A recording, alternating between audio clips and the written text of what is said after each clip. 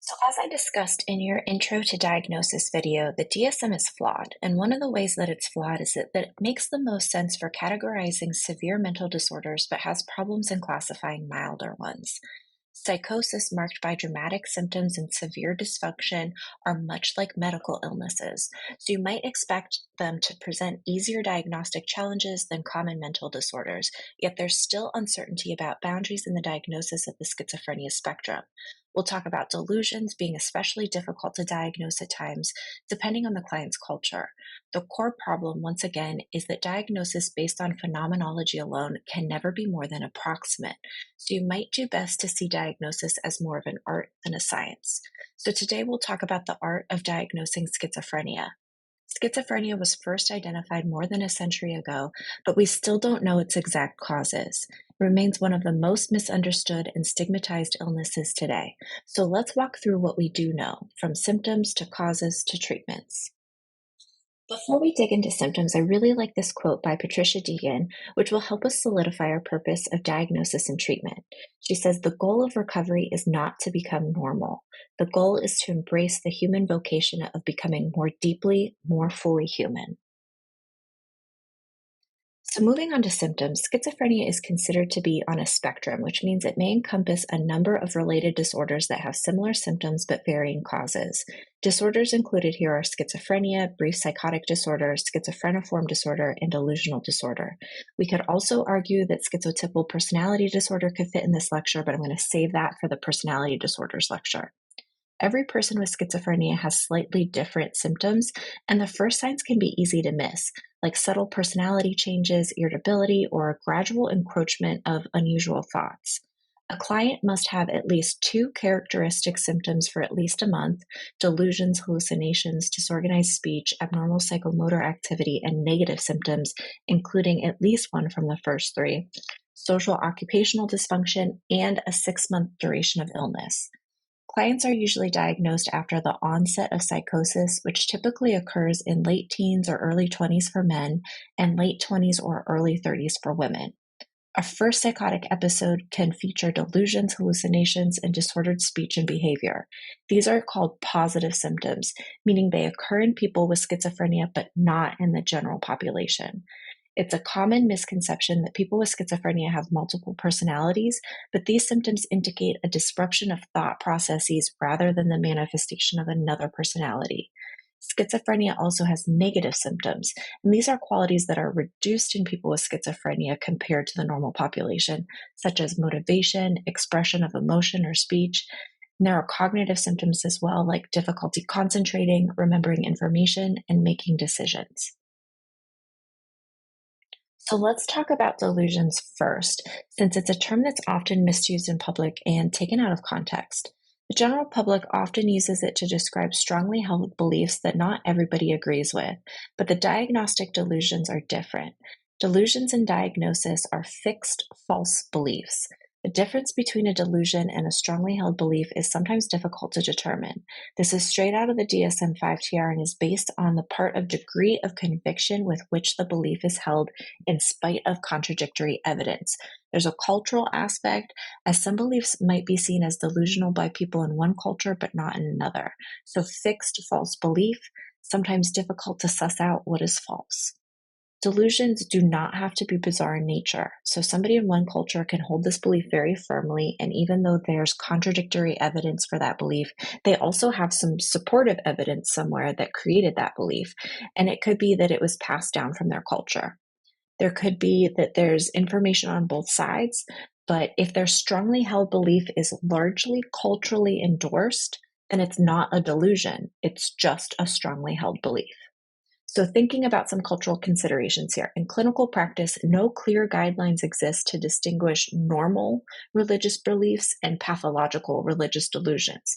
Historically, psychiatrists such as Freud have suggested that all religious beliefs are delusional, while the DSM-4 definition of delusion exempted religious doctrine from pathology altogether. From an individual standpoint, an approach to assessing delusional thinking may be useful in examining what is and what is not pathological.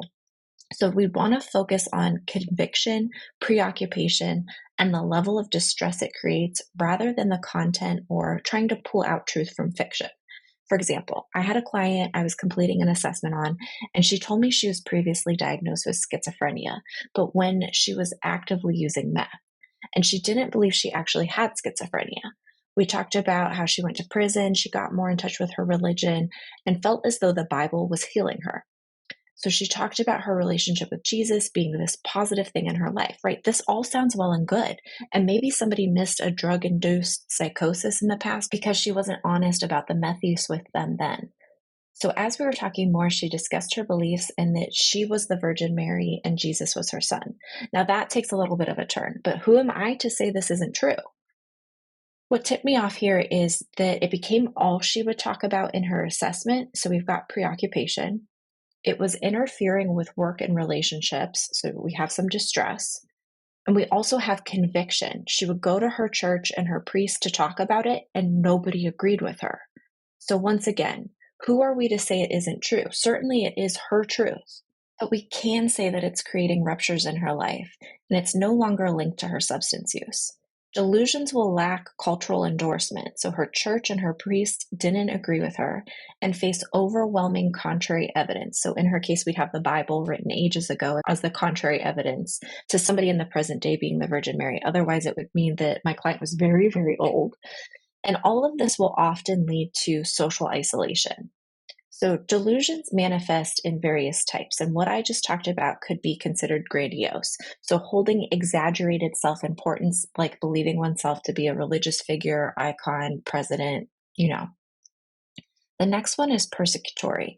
So, feeling pursued or threatened. They're all out to get me would be some words that might tip you off. And another word for this could be paranoia, which would also be seen in mania, psychotic depression, delusional disorder, and dementia. Referential delusions are believing normal actions target oneself. So maybe we have somebody, we'll just call him Joe, in a busy restaurant that overhears a bunch of people at another table laughing. A referential delusion would be the belief that this table is laughing at Joe, believing that they're making fun of him or discussing him in a negative light, despite the fact that the group's laughter might have nothing to do with Joe. So Joe's referential delusion leads him to interpret it as a personal attack or ridicule directed towards him. Erotomaniac delusions are believing that others love them fervently. So this is a fun one. I used to work as a barista, and I had a daily customer that believed that the latte art that I made in his cup meant that I was in love with him. I just really liked making latte art, and I did it for everybody. I was not in love with him. And there was no amount of contrary evidence I could provide to this man that allowed him to believe anything other than latte leaves were a love letter to him. So I stopped putting them on his lattes. And then it didn't change his belief system. He would associate some other meaningless thing to be a symbol of my love, like my hair was in braids one day or I wore a red shirt one day. It must mean that I loved him. So nihilistic. So that's the feeling of non-existence or annihilated. And I don't know how you all feel about medical TV shows, but there was actually a pretty good example of this one on the show New Amsterdam. And I want to say it was like the first season, maybe the third episode. So I'll try to link a clip in the module below so that you have an idea of what this might actually look like, because I think it's a little bit hard to explain. And then somatic delusions are focusing on bodily issues like maybe bugs crawling underneath the skin. Maybe there's a belief of a smell emanating from their body that isn't actually there. Now, this one's tricky because that feeling of bugs crawling under the skin can also be a side effect of certain substances or medications or an actual medical issue. So it'd be important to differentiate that delusion from substance-induced condition or a medical issue. So here's another consideration. So we're talking about all of these symptoms on the spectrum of normal to abnormal, right? So you might be sitting here thinking like, oh my God, I thought my barista actually had a crush on me, but maybe I'm delusional. Or, oh my God, I thought that rainbow that I saw the other day was a sign from God, but maybe I'm just delusional. Or in lunch the other day, that table of bullies felt like they were making fun of me, but is it actually all in my head? So we all experience thoughts like these, things that are sometimes difficult to differentiate what is true and what is not. The scale moves from normal to abnormal based on conviction and belief, despite evidence to the contrary. So if you're sitting here thinking about that car that followed you for 20 minutes on the highway that you believe to be after you, but now you're wondering if whether that was true or not, then you're probably not experiencing a delusion because you can question it and come up with alternative perspectives. And so this is where TikTok and pop culture gets the word delusion wrong. We're not delusional because we have unpopular beliefs. We're not delusional because we might personalize things a little bit more than others. We're not delusional when we think our bartender is flirting with us. They probably are. They probably just want a bigger tip. Are they in love with us? No, probably not. Flirting? Maybe. So delusions are fixed false beliefs. Hallucinations are experiences resembling perceptions that happen when somebody is fully awake and aware.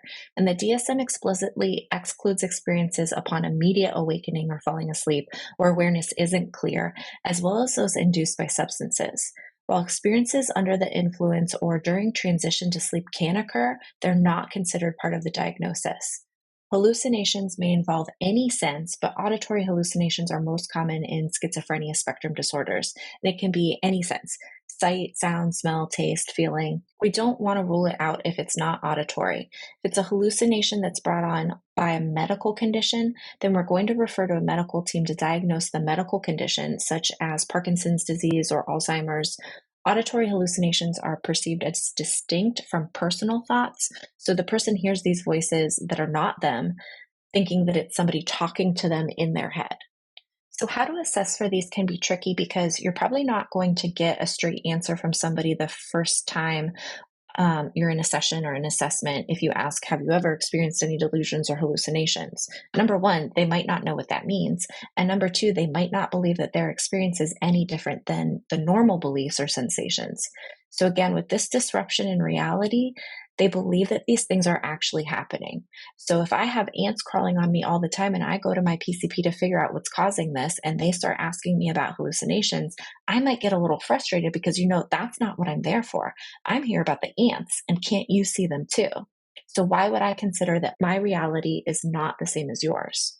So you might instead want to ask questions like, have you ever seen or heard something that other people did not see or hear? Or have you ever really believed in something so strongly that maybe your family and friends didn't really agree with it? How they answer those questions will give you a lot of information, maybe not just about hallucinations and delusions, but maybe about some trauma history, social support, culture, religion, spirituality, substance use history. I work in addiction treatment and I hear a lot of stories about the delusions and hallucinations that come along with, especially methamphetamine use.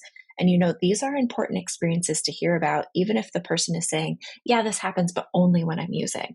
So I can rule out schizophrenia spectrum disorder, but really get a sense for their experiences and traumas related to the substances and help build motivation for change in that.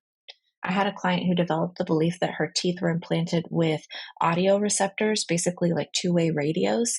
And this happened during a meth binge. And she stopped and she knew it wasn't true, but still couldn't shake the feelings off of when she believed it to be true. So this experience was a key motivator for her to enter treatment and create a change. And had I asked her, have you ever experienced blah, blah, blah, blah, blah, when you weren't using drugs, I would have missed this very important piece completely. So disorganized speech and thinking can involve loose associations. The person moves from one topic to another and you're like, oh, how did we get from here to there? Or you might be thinking, okay, I'm missing a connecting piece. And it's not just occasionally. They're all over the place, all over the map, maybe most of the time. Or maybe they're not even loosely associating.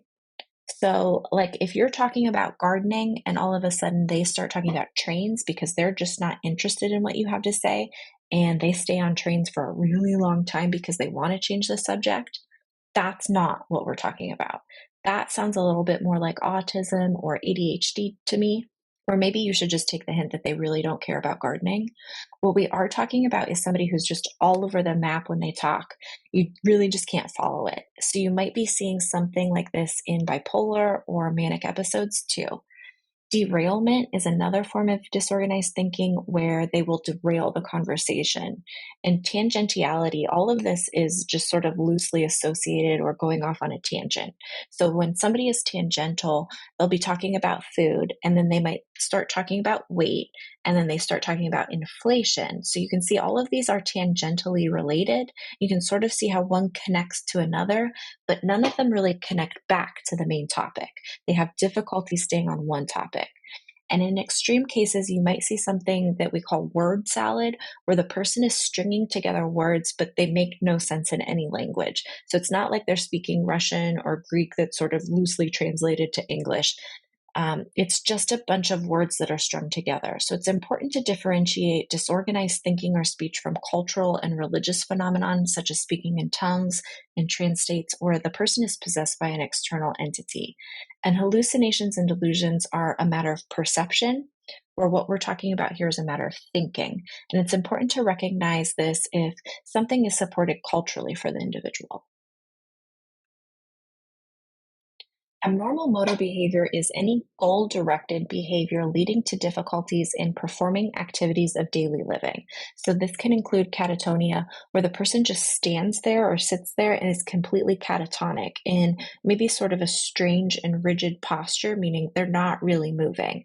It's like they're playing freeze tag and you tagged them at the most inopportune time. They'll be resistant to instructions. You'll tell them something and they just don't do it. They seem completely unfazed. We want to differentiate that from oppositional defiant disorder or mutism, where they won't speak or they just won't want to do what you're asking. And then purposeless excessive motor activity. So, abnormal motor activity can be based on repeated stereotyped movements like staring, grimacing, or echoing of speech. And again, we want to differentiate, and we'll talk about it a little bit more in differential diagnosis, but we want to differentiate this, for example, from the stimming that we might see in people with autism spectrum disorders, or maybe a tic disorder, or even some medications have the side effect of tardive dyskinesia, where people can't control their facial movements. They'll develop facial tics like lip smacking, tongue thrusting, or rapid blinking, which really sucks since this is also a side effect that's commonly associated with antipsychotic medications, which would be prescribed to somebody with a schizophrenia diagnosis. My understanding that it has a lot to do with the serotonin availability and levels. And I heard something once about being careful when prescribing maybe an SSRI with something like Zofran, the anti-nausea medication, because both work on serotonin levels. One sort of adding and the other blocking, it can in effect sort of cancel each other out if used regularly. Now, I know we are not prescribers, but it's something that was always interesting to me to see how the meds are working and why the side effects are occurring. So, negative symptoms of schizophrenia refer to a group of symptoms that reflect a decrease or absence of normal functions and behaviors. Unlike positive symptoms such as hallucinations or delusions, which involve the presence of abnormal experiences, negative symptoms involve deficits in normal functions. These symptoms can significantly impair a person's ability to function in daily life and can persist even when the positive symptoms are well controlled. Some negative symptoms of schizophrenia include a flat affect, and this refers to a reduction in the display of emotions.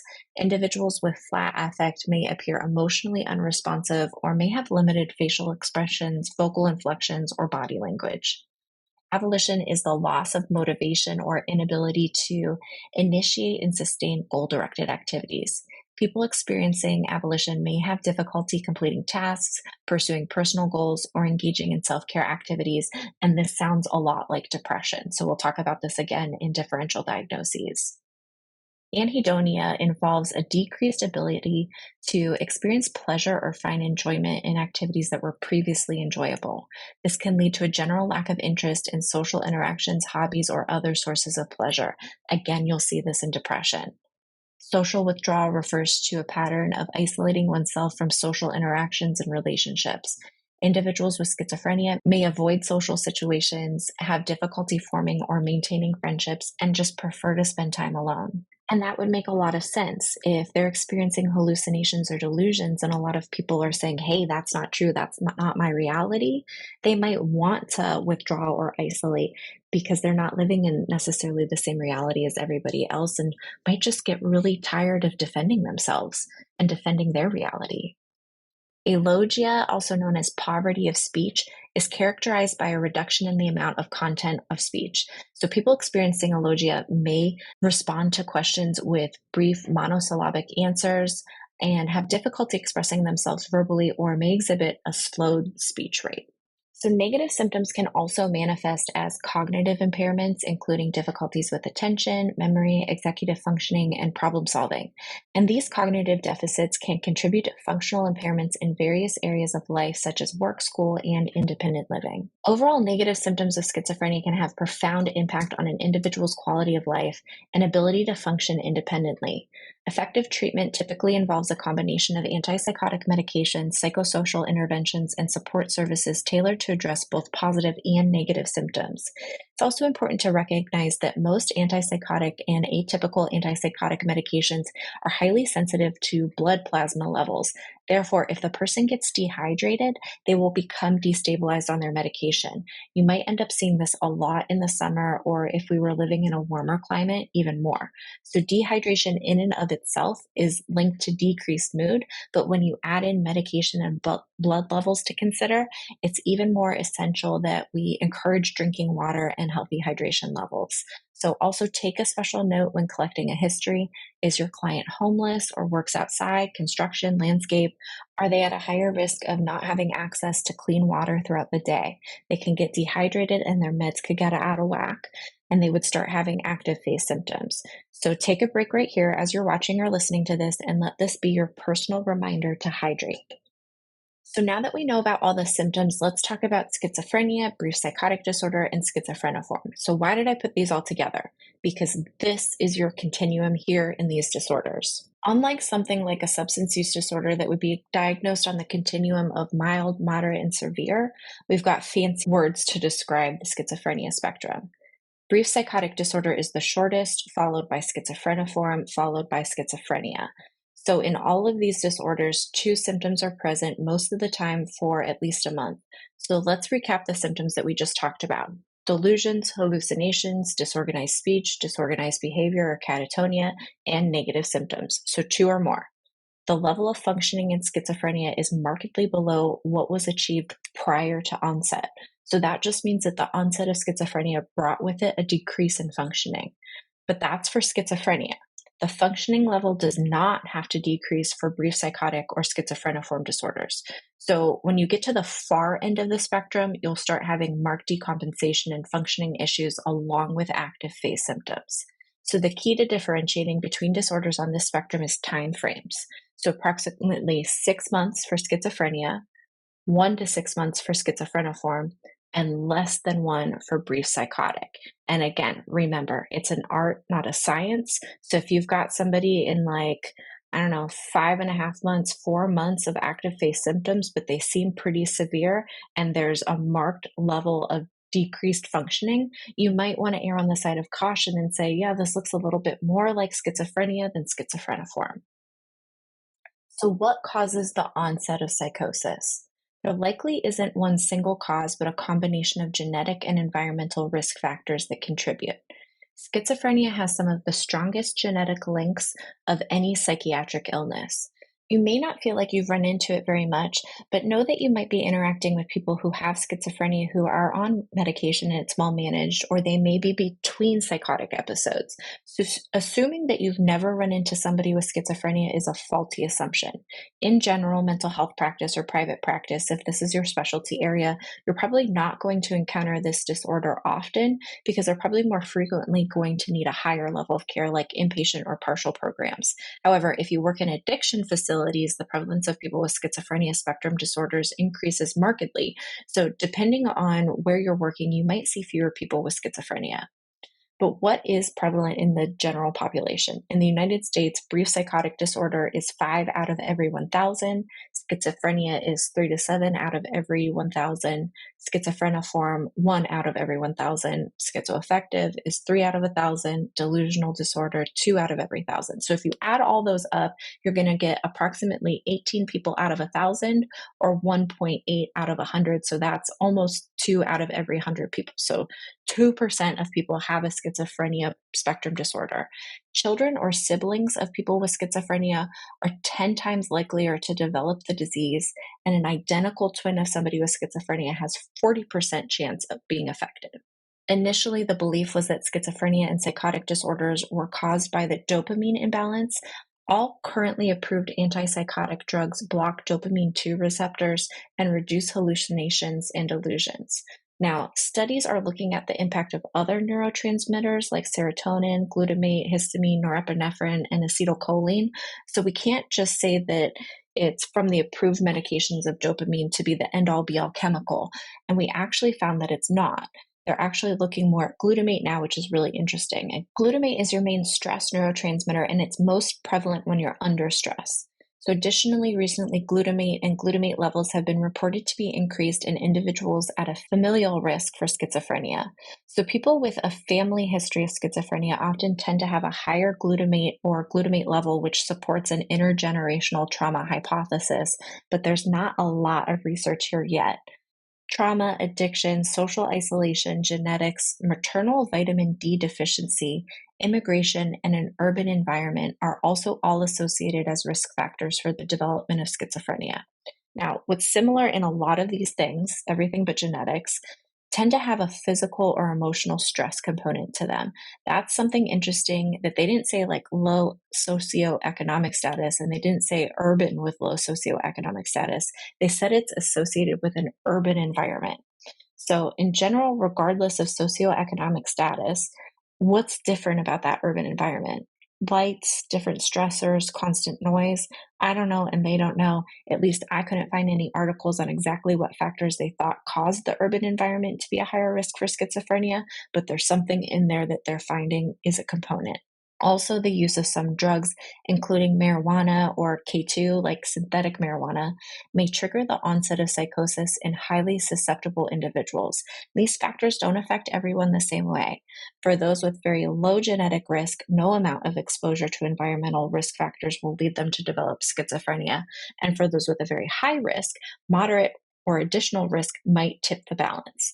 So, what can we do? As counselors, we need to work to prevent and mitigate trauma, addiction, social isolation, nutritional deficiencies, and anything that might contribute to additional stress, or we may want to ease the impact of stress.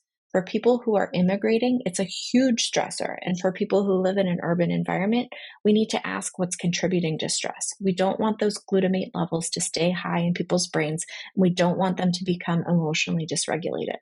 People with schizophrenia face heightened risks of diabetes and cardiovascular disease due to functional impairment and smoking habits. Secondary treatment goals include managing food choices, weight, blood sugar, and cardiovascular health. They also grapple with anxiety, depression, and anger, often feeling misunderstood and isolated, and often undergo a grieving process upon diagnosis. Schizophrenia affects cognition, making it challenging to organize thoughts, remember, and focus. Supportive aids, concise communication, and minimizing distractions are crucial. Don't ask them to remember a bunch of stuff. Write it down for them. Don't give them complex directions, just one thing at a time, and ideally, again, write it down.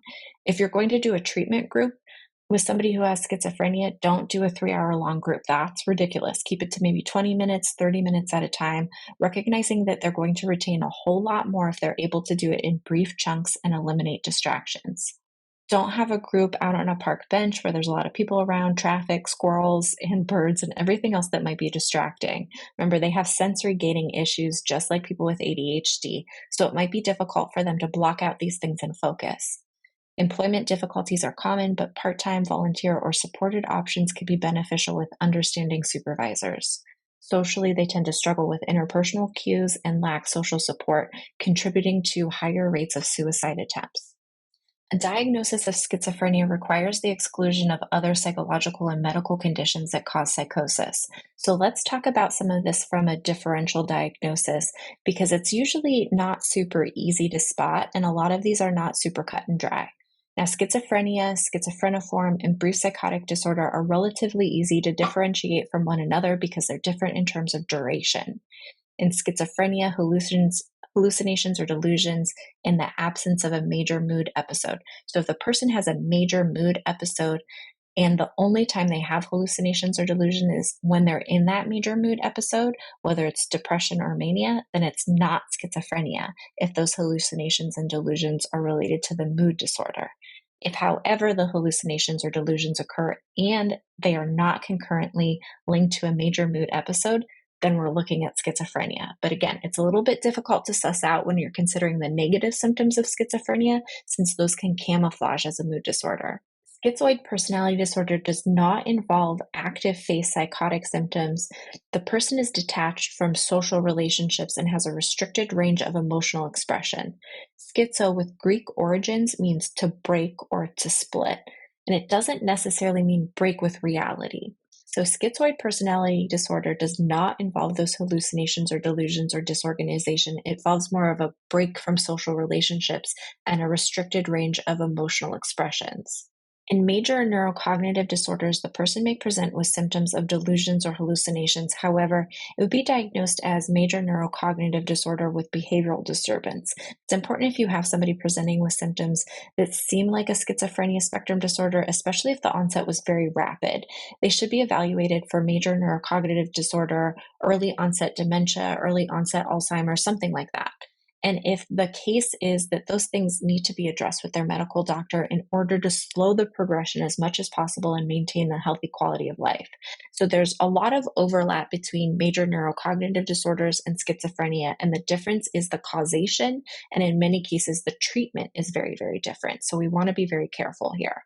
Substance or medication-induced psychotic disorder may be indistinguishable from delusional disorder with the exception of the relationship of the substance use to the onset and remission of symptoms. So this is kind of interesting too. Substance or medication-induced psychotic disorder is caused the only time they're having these symptoms is when they're either actively using or in the detox period from the substance. And the farther away they get from the substance, the fewer their symptoms are, the less intense their symptoms are. So that would indicate that it was caused by a substance or medication. However, hallucinogen persisting perception disorder is a condition that occurs in people who have used hallucinogens, particularly LSD, but really any hallucinogen. And they may have hallucinations years after that use of substance. So we need to make sure that we're assessing for if that person presents with hallucinations. So yes, substance induced, generally you can identify due to the symptoms based on the proximity to when they use the substance. However, if it was a hallucinogen, that's got a whole different diagnosis.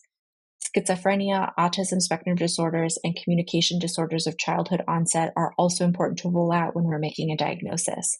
People with autism spectrum disorder aren't typically going to have hallucinations or delusions, but they may have that repetitive behavior, they may have catatonia, they may have some other symptoms. Remember, it only requires 2 out of 5 in order to meet criteria for schizophrenia, so you really want to effectively evaluate when the symptoms start and what causes them. Is there a possibility of an autism spectrum disorder or communication disorder that could better explain the disorganized speech as well as mutism? Antipsychotic drugs used to treat schizophrenia have helped researchers work backwards to trace signatures of the disorder in the brain. Traditional antipsychotics block dopamine receptors, and they can be very effective in reducing positive symptoms, which are linked to the excess of dopamine in a particular brain pathway.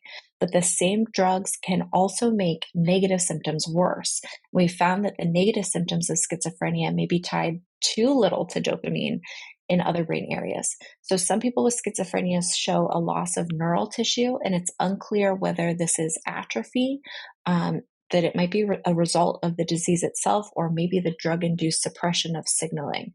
Fortunately, newer generations of antipsychotics aim to address some of these issues by targeting multiple neurotransmitters like serotonin in addition to dopamine. And it's clear that no one neurotransmitter system is responsible for all of the symptoms. And because these drugs affect signaling throughout the brain and body, they can have other negative side effects like weight gain. In spite of these complications, antipsychotics can be very effective, especially when combined with other interventions like cognitive behavioral therapy. An electroconvulsive therapy, though it provides a relatively short-lived relief, is also reemerging as an effective treatment option, especially when other options have failed. Early intervention is also extremely important. After months or years of untreated psychosis, certain psychoses can become embedded in one's personality, and yet the dehumanizing stigma attached to this diagnosis can prevent people from seeking help. I read that each episode of psychosis can have a similar trauma to the brain, like a concussion. So the more often a person enters a psychotic state, it's equivalent to repeated concussions over time. So our role can be to decrease these episodes of psychosis through medication management and increasing motivations for ongoing treatment. So schizophrenia still carries a fairly deep stigma, even with the medical and mental health professionals. So I want you to take some time right now and reflect on your own thoughts and biases of working with this population. What do you already know? What don't you know? And what are you afraid of? I think that you'll find that as we talk more about each of these diagnoses throughout the semester, that a lot of apprehension or fear comes with the idea of working with any population is the fear of the unknown. So hopefully we can work to make the unknown a little bit more familiar and bring light to some of our fears. People with schizophrenia are often perceived as dangerous, but are actually much more likely to be the victims of violence than the perpetrators. And the proper treatment help reduce the likelihood of violence associated with schizophrenia. That's why education for clients, for their families, and for communities helps erode the stigma and improves access to treatment. As counselors in training, what might be some ways that you can think of to decrease stigma around this disorder? Some people with schizophrenia are able to manage it and live very fully and independently. Others might need to be in supportive housing. Still, others might have to continue to live at home. It'll impact their ability, in some cases, to hold full time jobs. There are a lot of implications of schizophrenia, not only for the individual, but the community. Prevention strategies need to aim to address nutrition and prevent to reduce stress related inflammation in the mother during pregnancy, as well as the child, all the way through the adult. So maybe this is where ACEs or adverse childhood experiences studies comes into play. Just because somebody's an infant or toddler doesn't mean they don't experience stress. So there's a lot of avenues that we can pursue to help mitigate some of the things that are risk factors for schizophrenia. However, we still have a long way to go before we understand exactly what causes it and are able to develop a better treatment, prevention, and strategy.